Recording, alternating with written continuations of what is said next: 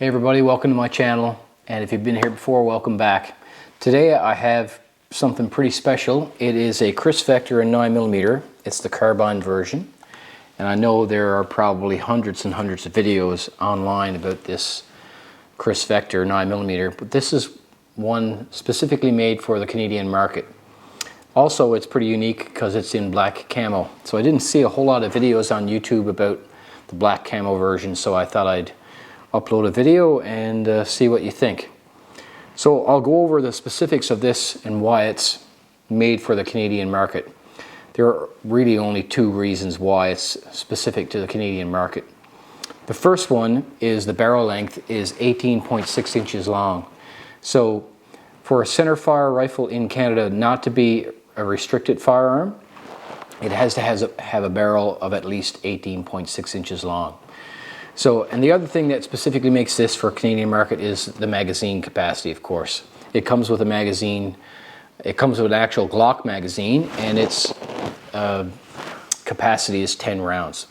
So, and if you're thinking that rifles are limited to 5 rounds in Canada, you'd be correct, but the reason why this one is allowed to have a 10-round magazine is because the magazine is primarily made for the Glock pistol, which is allowed to have 10 rounds. So that's why this carbine is able to shoot 10 rounds or have a magazine capacity of 10 rounds.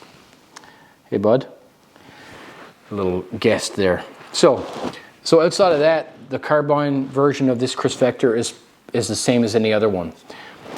The reason why I went with this particular version, I was thinking about buying a flat dark earth one or a black one, but when I was looking on the website, I couldn't find one with the MK1 handguard already on there. So this is the only one that I could find with the MK1 handguard on there. And the black camo is Cerakote. So the other ones, the flat dark earth, and the black ones, I think are just whatever they come in. It's the color is basically right through the polymer. So I do like the black camo. It's a little more green than I expected, but I still like it very much so. So I'll go back to the reason why I purchased this one. If the flat dark earth one was available, and the black ones were as well, but I would have to get the MK1 handguard separately, and they weren't available. So if you look at this, it doesn't look too bad, but if you didn't have the handguard on this 18.6 inch barrel, it would look quite awkward. And it is quite heavy. I have put it on the scale and it's over 9 pounds, so that's basically the naked gun, no optic, no magazine, no ammunition in the gun at all. So it's a pretty heavy gun. So I'm assuming that barrel has something to do with it, the extra length in the barrel. So the other features, I'll quickly go over them just in case you're not familiar with the KRISS Vector or this particular version. It comes with an extendable stock on there.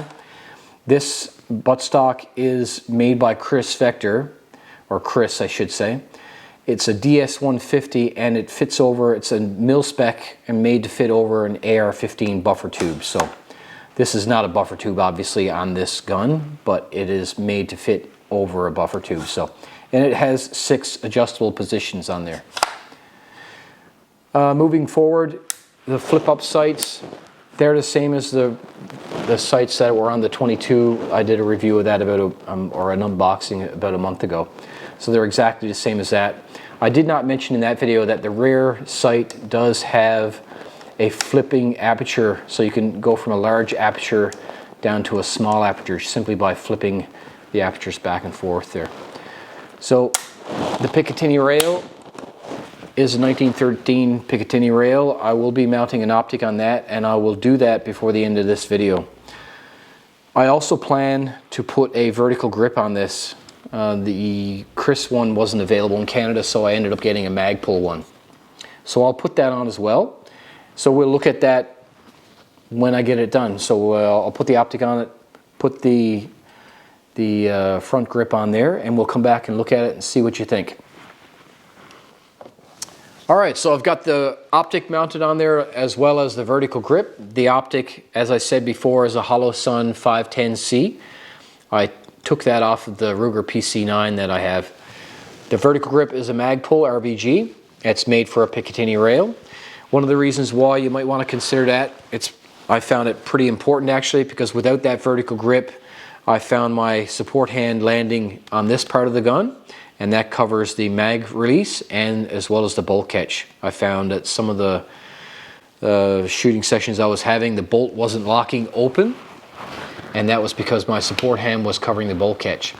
So it's just something you might want to consider if you're going to end up getting this gun or adding accessories to that. I will take this gun to the range. It won't be today. We're still in the middle of winter here and it's pretty darn cold. So I'll make a future video on this gun as well as the 22 version that I have. So stay tuned for that. Please subscribe and you'll see any videos going to come up in the future. If this video was helpful to you, please give me a thumbs up. I really appreciate that. Helps the channel grow.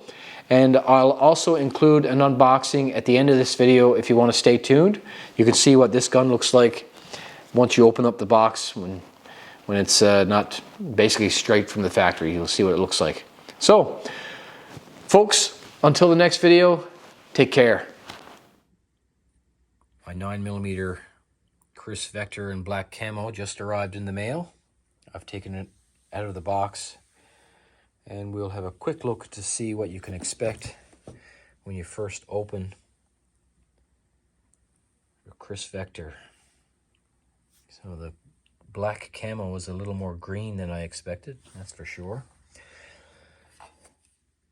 One 10-round magazine. This is the Canadian version, so that's what you get. Silica pack. There is a piece of paper on the charge handle saying it needs to be lubricated properly before using it. And the usual owner's manual cleaning kit and lock. And that's basically it, what you're getting in the box with this gun.